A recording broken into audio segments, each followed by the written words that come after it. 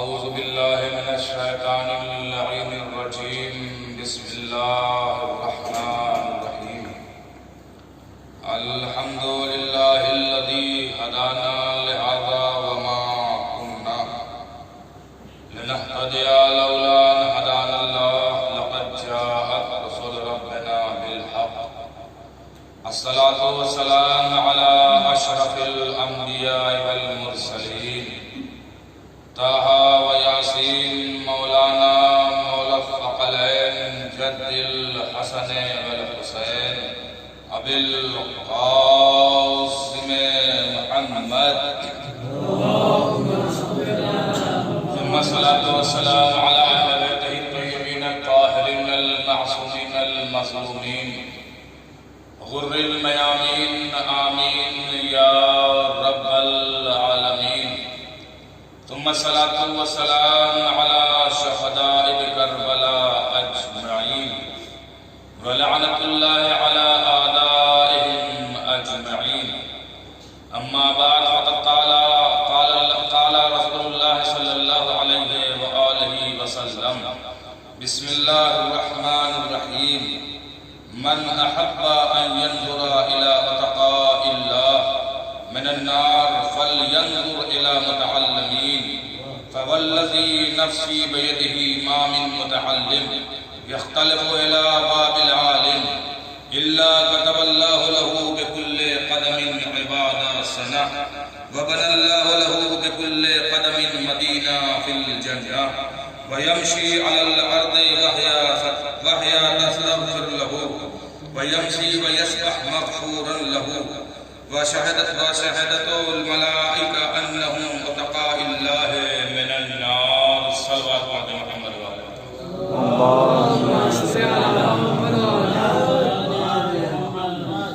برادران ایمان، اس سے پہلے کہ اپنی گفتگو کا آغاز کروں، آپ حضرات سے گزارش ہے کہ ایک بار سورہ الحمد اور 3 مرتبہ سورہ توحید کی تلاوت فرما کر مرحوم و مغفور جناب ضمیر حسن کربلائی صاحب اور مرحوم و مغفور جناب علی محمد صاحب، مرحوم و مغفور جناب محمد جون صاحب کے ارواح کے ساتھ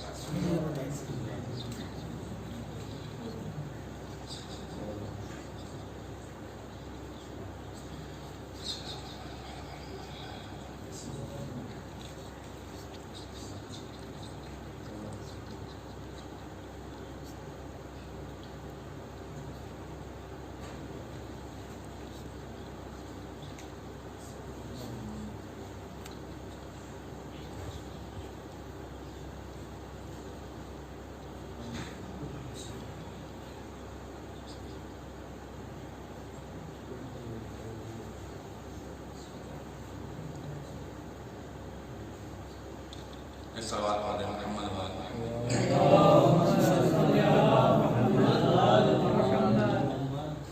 معزز سامعین، برادران ایمان، واجب الاحترام اللہ، جیسا کہ آپ سب جانتے ہیں کہ یہ مجلس کس سلسلے سے اس مجلس کا انعقاد کیا گیا ہے. یقیناً یہ ایک بہت بڑا حادثہ تھا جو پیش آیا. وہ طلاب جو عالم مسافرت میں علم دین حاصل کر رہے تھے اور وہ مرد مومن جو ظاہر امام حسین بھی تھا، ظاہر امام علی بھی تھا اور بھی دیگر مقامات مقدسہ کی زیارت سے فارغ ہو چکا تھا، وہ بھی اس حادثے کا شکار ہوا.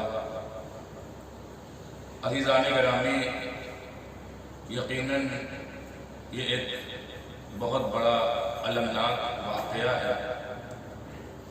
جب ان کے دوست اور احباب سے رہا نہ گیا تو آپ یقین جانیں کہ ذرا ان کے والدین کے دل سے پوچھیں کہ ان کے والدین کے دل پر کیا کرتے ہیں. لیکن جہاں یہ حادثہ پیش آیا، خدا کی قسم آپ دیکھیں کہ روایتیں طالب علموں کے بارے میں ایسی روایتیں ہیں. سب سے ادنا سی فضیلت طالب علم کی یہ ہے کہ فرشتے اس کے قدم کے نیچے اپنے پر کو بچھا دے۔ سبحان اللہ۔ یہ سب سے ادنا سی فضیلت ہے طالب علم کی۔ اور جس حدیث کو میں نے سرنامہ کلام قرار دیا اس میں یہ ارشاد ہوا، رسول اسلام فرماتے ہیں کہ من احب ان ينظر الى اتقاء اللہ من النار فلینظر الى متعلمین، کہ جو یہ چاہتا ہے کہ وہ دیکھے کہ جو جہنم سے آزاد ہوتے ہیں وہ کون لوگ ہیں جنہیں اللہ نے جہنم سے آزادی عطا کر دی ہے، وہ کون لوگ ہیں جو نجات پانے والوں کو دیکھنا چاہتے ہیں جہنم سے، وہ ہیں کون؟ تو حدیث کا فقرہ یہ ہے کہ وہ طالب علم ہے، وہ طالب علم ہے کہ جسے اللہ نے جہنم سے نجات عطا کر دی۔ کیا یہ فضیلت کم ہے؟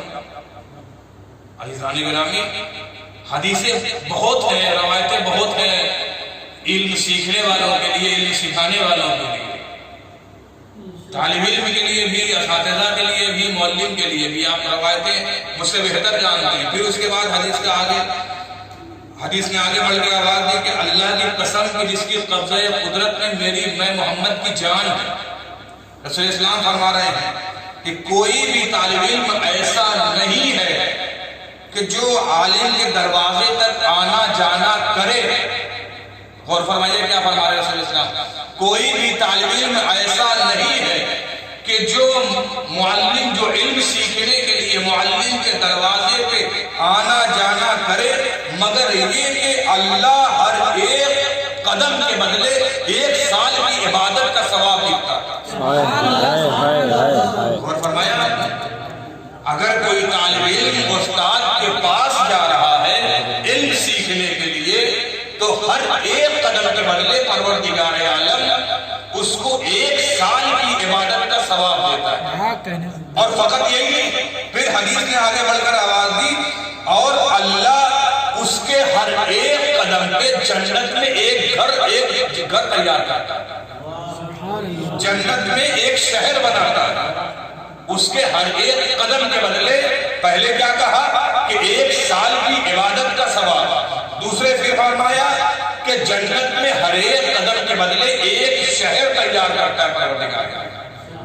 پھر یہی نہیں، پھر آگے آواز دی کہ اور وہ طالب علم جس زمین پر چلتا ہے، وہ طالب علم جس زمین پر چلتا ہے وہ زمین اس کے لیے استغفار کرتی ہے۔ وہ طالب علم، سب طالب علم ہے، وہ طالب علم جو زمین پر چلتا ہے وہ زمین اس کے لیے استغفار کرتی ہے۔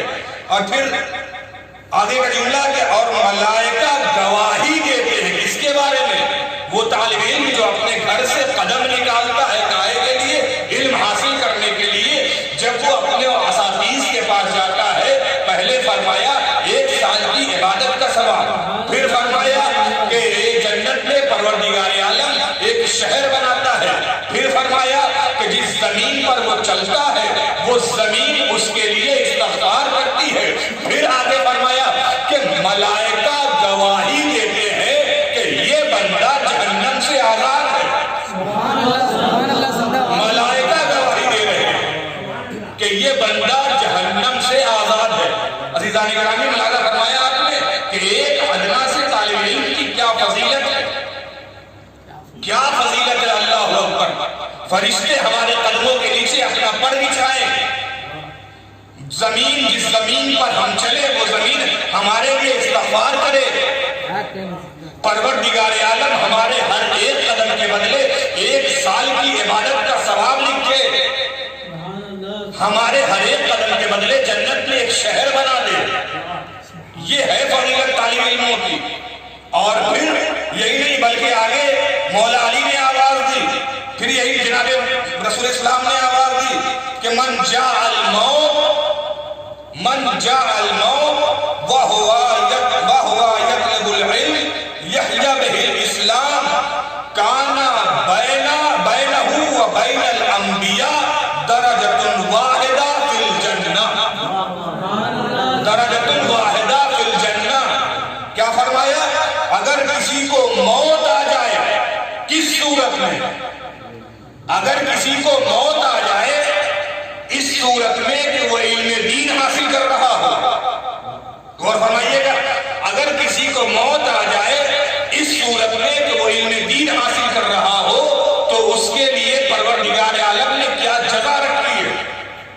اگر وہ طالب علم جو مر جائے اس صورت میں کہ وہ علم دین حاصل کر رہا ہو تو رسول اسلام فرماتے ہیں کہ بینہ و بین الانبیاء درجۃ واحدہ، کہ اس کے اور انبیاء کے درمیان جنت میں صرف ایک درجے کا فرق ہوگا۔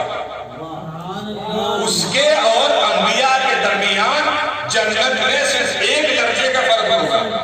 عزیزان محترم، یہ ہے طالب علم کی فضیلت، یہ فضیلت کہ اس کے اور انبیاء کے درمیان صرف ایک درجے کا فرق۔ اللہ اکبر، انسان اندازہ ہی نہیں لگا سکتا کہ طالب علموں کی فضیلت کتنی زیادہ ہے۔ انسان مر جائے وہ طالب علم اس صورت میں کہ وہ طالب علم ہے اور اسلام کو اپنے علم کے ذریعے سے تازگی عطا کر رہا ہے، زندہ کر رہا ہے، تو اس صورت میں اس کے لیے جزا یہ رکھی رسول اسلام نے کہ انبیاء کے درمیان اور اس کے درمیان صرف ایک درجے کا فرق ہے۔ عزیزان گرامی، تو یہ فضیلت ہے۔ اور پھر اس کے بعد علم کی فضیلت رسول اسلام نے فرمایا، چونکہ طالب علم کی مجلس اور اظہار امام حسین کی مجلس ہے، لہذا میں بس دو چند منٹ آپ کے لیے آپ کے درمیان حاضر رہوں گا کہ انشاءاللہ اپنے مسائل کہ رسول اسلام فرماتے ہیں کہ علم مال سے 7 درجہ بہتر ہے۔ اسلام نے فرمایا کہ علم 7 گنا بہتر ہے، کس چیز سے؟ دولت سے۔ پہلے فرمایا کہ علم بہتر ہے دولت سے، اس لیے کیوں؟ کہ علم انبیاء کی وراثت ہے، علم انبیاء کی وراثت ہے، مال فرعونوں کی وراثت ہے۔ موجود ہے، آپ دیکھ سکتے ہیں، علم انبیاء کی وراثت ہے اور دولت فرعونوں کی وراثت ہے۔ پھر رسول اسلام فرماتے ہیں علم خرچ کرنے سے کم نہیں ہوتا، مال خرچ کرنے سے کم ہو جاتا ہے۔ کیا فرمایا؟ علم خرچ کرنے سے کم نہیں ہوتا، بلکہ یہاں تک کہا گیا ہے کہ علم کو جتنا زیادہ خرچ کرو گے علم اتنا زیادہ بڑھتا جائے گا۔ لیکن دولت کے لیے فرمایا اللہ کے حبیب نے کہ دولت خرچ کرنے سے کم ہو جاتی ہے۔ پھر فرمایا کہ مال حفاظت کا محتاج ہوتا ہے، مال کے لیے ضروری یہ ہے کہ اس کی حفاظت کی جائے، لیکن رسول اسلام فرماتے ہیں کہ علم تمہارا محافظ ہے، علم تمہاری حفاظت کرتا ہے۔ پھر فرماتے ہیں چوتھے نمبر میں فرماتے ہیں کہ علم کفن کے ساتھ جاتا ہے۔ توجہ کیجئے گا، مرحوم دنیا سے گئے، دولت دنیا میں، لیکن جو علم سیکھا تھا وہ لے کر گئے۔ رسول اسلام نے فرمایا علم کفن کے ساتھ جاتا ہے۔ کیا مطلب؟ یعنی آخری منزل تک علم تمہارے ساتھ ہے، قبر کی منزل میں علم تمہارے ساتھ ہے، اور وہی علم تمہارے کیے وہی علم جب فرشتے تم سے سوالات کریں گے وہی علم ہے جو آگے بڑھ بڑھ کر جواب دے گا۔ تو علم کفن کے ساتھ جائے گا، لیکن دولت یہی رہ جانے والی۔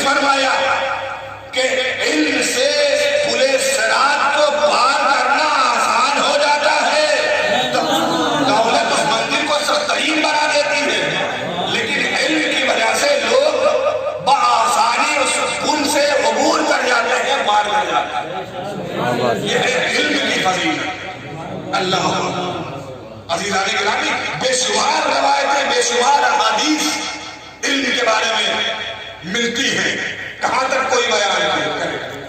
عزیزان گرامی،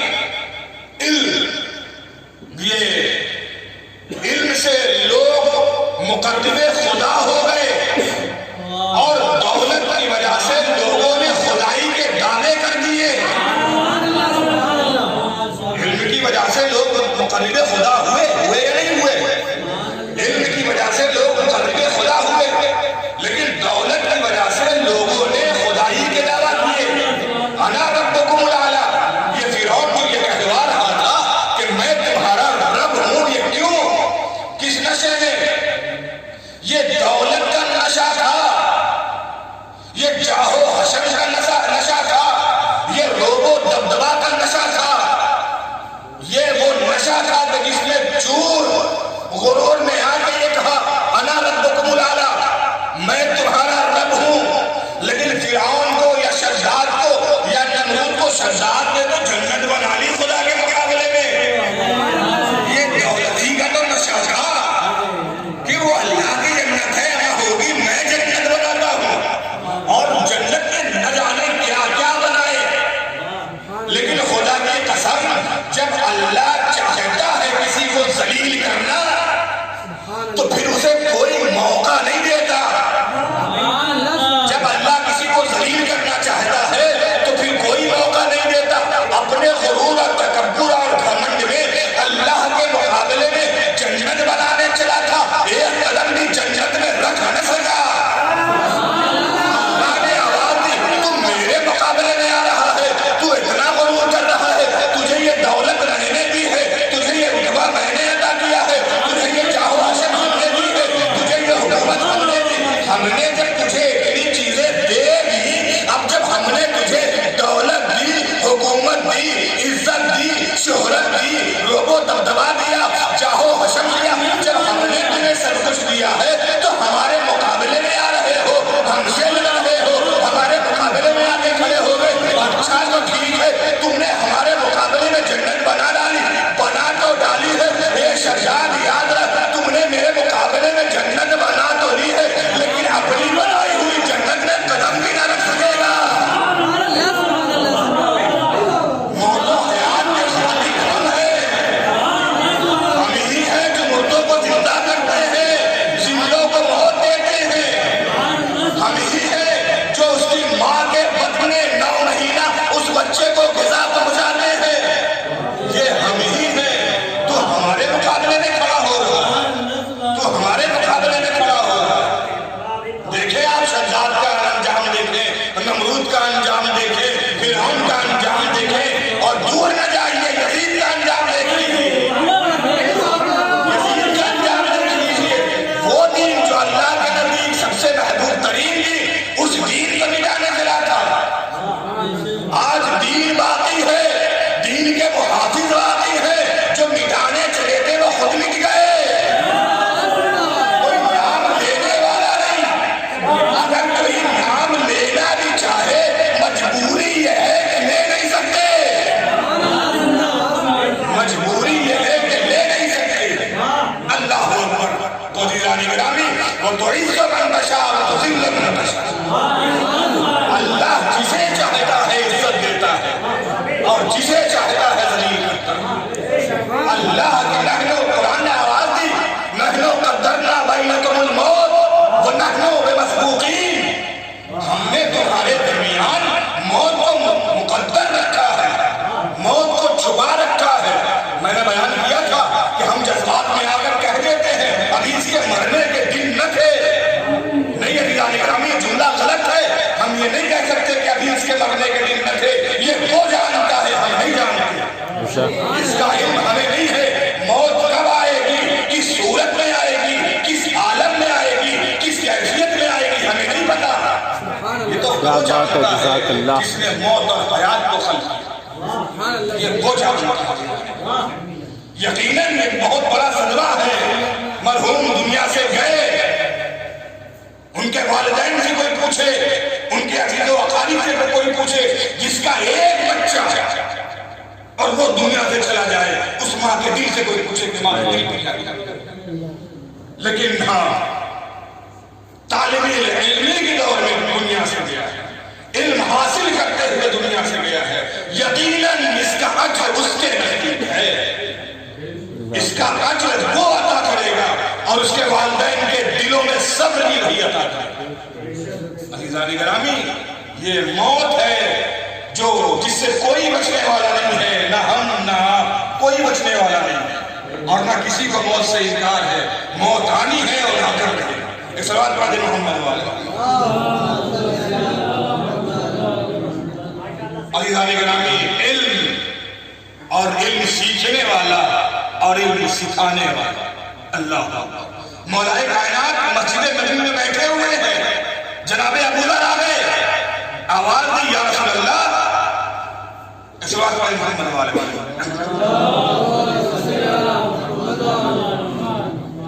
جناب ابو ذر آئے اور آنے کے بعد آواز دی یا رسول اللہ، آپ کی نظر میں، توجہ سنیے گا، یا رسول اللہ آپ کی نظر میں عابد کا جنازہ زیادہ محبوب ہے یا مجلس علماء؟ کون سوال کر رہا ہے؟ جناب ابو ذر۔ کیا سوال کیا؟ یا رسول اللہ یہ بتائیں کہ آپ کی نظر میں عابد کا جنازہ زیادہ محبوب ہے یا مجلس علماء؟ رسول اسلام نے فرمایا ابو ذر کیسی بات کر رہے ہیں، کہاں عابد کا جنازہ اور کہاں مجلس علماء، کہاں عابد کا جنازہ اور کہاں طالب علم، کہاں عابد کا جنازہ کہاں علم سیکھنے والا، کہاں عابد کا جنازہ کہاں علم سکھانے والا۔ ابو ذر عابد کی، ابو ذر یاد رکھو، 1 گھنٹہ عالموں کے درمیان بیٹھنا اور بیٹھ کر علم حاصل کرنا، صلوات پڑھیں محمد والے محمد۔ اے ابو ذر یاد رکھو، عالموں کے درمیان 1 گھنٹہ بیٹھنا، عالموں کی صحبت میں 1 گھنٹہ بیٹھنا اور مباحثہ کرنا، علم حاصل کرنا، 1000 شہداء کے جنازے میں شریک ہونے سے بہتر اور افضل ہے۔ اللہ بات ہے، کیا فرما رہے ہیں اسلام؟ 1 گھنٹہ، صرف 1 گھنٹہ، 1 دن نہیں، 1 مہینہ نہیں، 1 سال نہیں، صرف 1 گھنٹہ علماء کی محفل میں بیٹھنا اور بحث و مباحثہ کرنا، علم سیکھنا، 1000 شہداء کے جنازے میں شریک ہونے سے بہتر ہے۔ اور پھر فرمایا اے ابو ذر اتنا ہی نہیں، کیا مولا کہا کہ اے ابو ذر وہ جو 1 گھنٹہ عالموں کی صحبت میں بیٹھ رہا ہے اس انسان سے بہتر ہے جو 1000 راتوں میں ہر رات 1000 رکعت نماز پڑھ رہا ہے۔ 1000 رات اور ہر رات میں 1000 رکعت نماز پڑھ رہا ہو، اس سے بہتر ہی 1 گھنٹے کا مباحثہ، 1 گھنٹے کا مباحثہ اس سے بہتر ہے۔ پھر فرمایا اور فرماتے ہیں کہ یہی نہیں بلکہ وہ ایسا ہے کون جو 1 گھنٹہ مباحثہ کر رہا ہے، اپنے استاد سے علم حاصل کر رہا ہے، وہ ایسا ہے کہ جیسے تمام غزوات میں میرے ساتھ رہا ہو اور جنگ میں شریک رہا ہو۔ یہ اجر ہے علم حاصل کرنے کا اور سکھانے کا۔ اللہ اکبر۔ پھر فرمایا کہ پورے قرآن کو پڑھنے سے بہتر ہے 1 گھنٹہ مباحثہ کرنا، علم حاصل کرنا۔ اور پھر آگے آواز دی ابو ذر یاد رکھنا، علم حاصل کرنا پورے قرآن کو پڑھنے سے بہتر ہے۔ پھر فرمایا 1 گھنٹہ مباحثہ کرنا اللہ کے نزدیک 12000 قرآن ختم کرنے سے بہتر ہے۔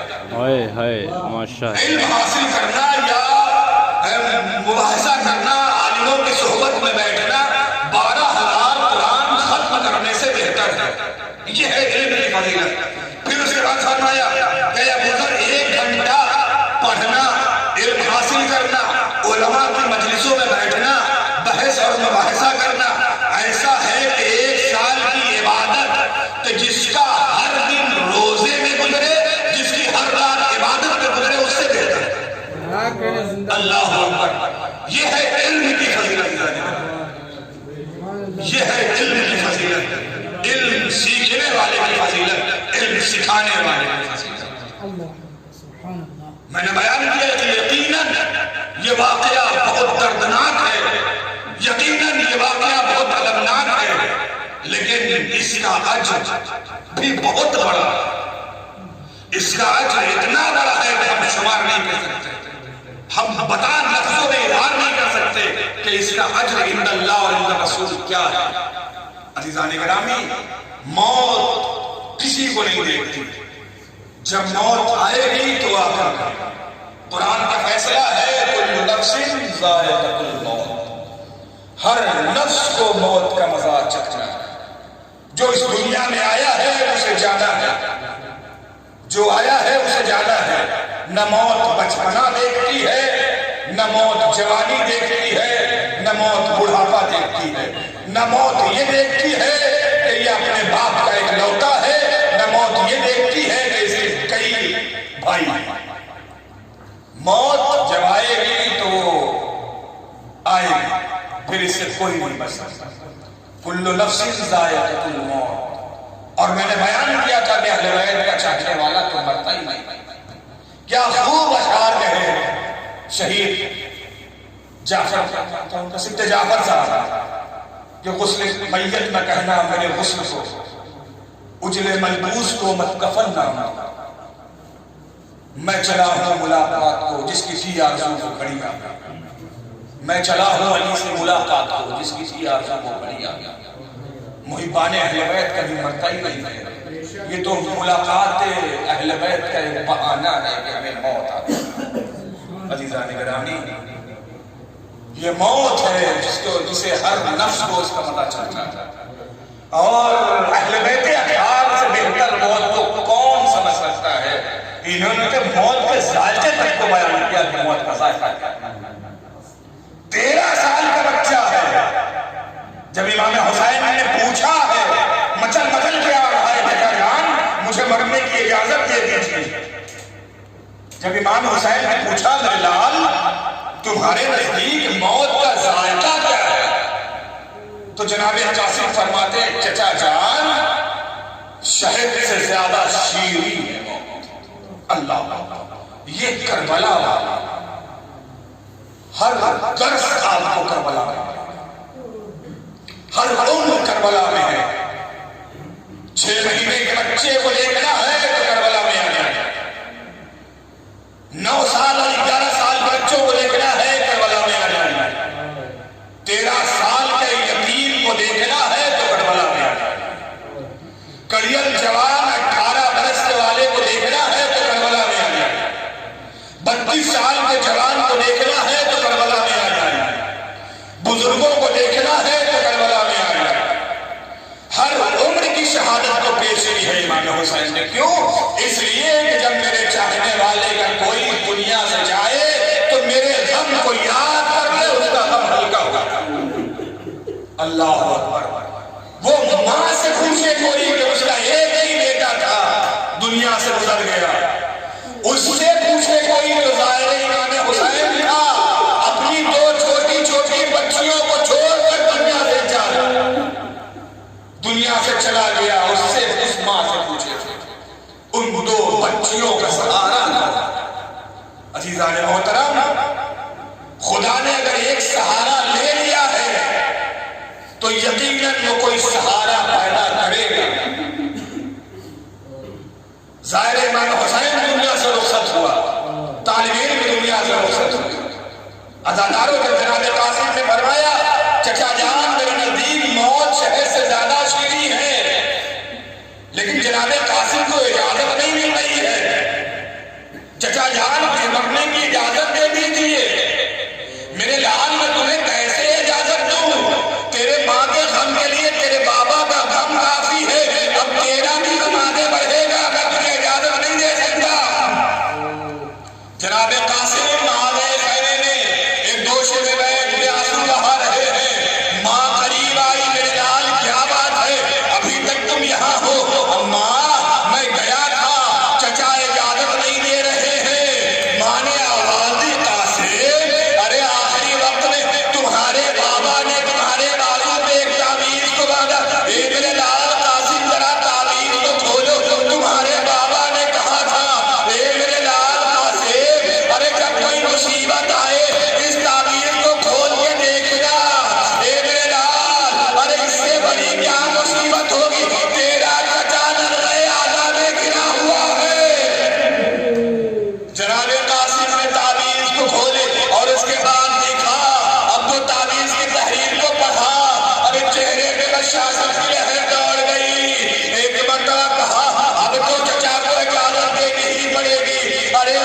دیکھو جی چچا کے پاس آئے، ارے جیسے ہی دور سے امام حسین نے جناب قاسم کو آتا دیکھا، ارے دیکھا جناب قاسم کے چہرے پہ مسکراہٹ ہے، امام سمجھ گئے قاسم کوئی ایسی چیز لا رہے ہیں، ارے جب مجھے اجازت دینی پڑے گی۔ قاسم قریب آئے، چچا میں اجازت مانگنے نہیں آیا، چچا یہ تحریر دیکھ لو، چچا میں اجازت مانگنے نہیں آیا، بس یہ تحریر دیکھ لو۔ عزادارو امام حسین نے بھیا کی تحریر دیکھی، آنکھوں سے لگایا، آواز دیے قاسم، ارے یہ کیا لے کر آ گئے؟ یہ تو موت کا پروانہ لائے ہو قاسم، یہ تو موت کا پروانہ لائے ہو، جاؤ قاسم، بھیا حسن کی بھی یہی مرضی ہے، جاؤ اجازت مل گئی۔ عزادارو بس ایک روایت مقتل کی ذکر یہ ہے، جب جناب قاسم جانے لگے، امام حسین نے قاسم کے گریبان کو چار کر دیا۔ مجھے نہیں پتا آپ کیسے سنو گے، امام حسین نے قاسم کے گریبان کو چار کر دیا۔ ارے راوی نے پوچھا یہ کیا کر رہے ہیں؟ عزادارو جانتے ہیں نا، ارے عرب کی جنگوں کا دستور یہ تھا، ارے جب کوئی ایسی طریقے سے حالت جنگ میں جاتا تھا، ارے سامنے والا دیکھتا تھا اس کے گریبان چار، سمجھ جاتا تھا یہ یتیم ہے، پھر اس پر رحم کیا جاتا تھا۔ اللہ اللہ، ارے یہی ہیلا حسین نے اپنایا، گریبان کو چار کیا قاسم کے، ارے شاید کسی ظالم کو رحم آ جائے، یتیم سمجھ کے میرے بھتیجے پہ رحم کھا جائے، لیکن لو عزادارو جناب قاسم مقتل میں آئے، ارے ایک مرتبہ جنگ کی آواز دی، یا اماں ادرکنی، اے چچا مدد کو پہنچو، ارے حسین چلے، حسین چلے، ایک بیٹا جیسے ہی حسین کو آتا دیکھا، ایک بیٹا بھاگی ہوئی، ایک بیٹا فوج میں بھگدڑ مچ گئی، ارے ادھر کے گھوڑے ادھر، ادھر کے گھوڑے ادھر، ارے قاسم کی لاش پامال ہوتی ہے، جب بھی کوئی گھوڑا اپنے قدم کو جناب قاسم کے جسے نازنین میں ڈالتا، ایک آواز آتی، اماں اماں۔ عزادارو بس ختم ہو گئی بجنے، حسین لاش قاسم کے قریب پہنچے، قاسم کو اٹھایا، سینے سے لگایا اور گھوڑے پہ بیٹھے۔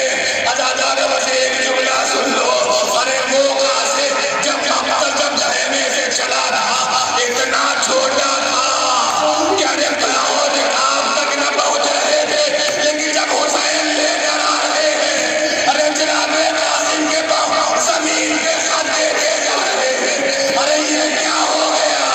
اب تب قاسم چھوٹا تھا، یہ قاسم اتنا بڑا کیسے ہو گیا؟ روایت میں بکھرے ہیں، قاسم کی لاش پامال ہوئی، گوشتیوں نے گوشت کو چھوڑا، قاسم کی لاش پامال ہو گئی، حسین نے لاشیں کو لیا، سینے سے لگائے، گھوڑے سے لے کر چلے، خیمے میں آئے، گنجے شہیدان قاسم کے لاش کو رکھا، آواز دی، اے پروان، آؤ اپنے لال کا ماتم کرو، فرمائی، آواز دی، بیویوں، ارے مجھے مبارکباد دو، ارے دیکھ رائے خدا نے میری قربانی سب سے زیادہ قبول کی۔ یا اللہ انا للہ و انا الیہ راجعون، رضا بقضائہ و تسلیم۔ بارگاہ واسطہ محمد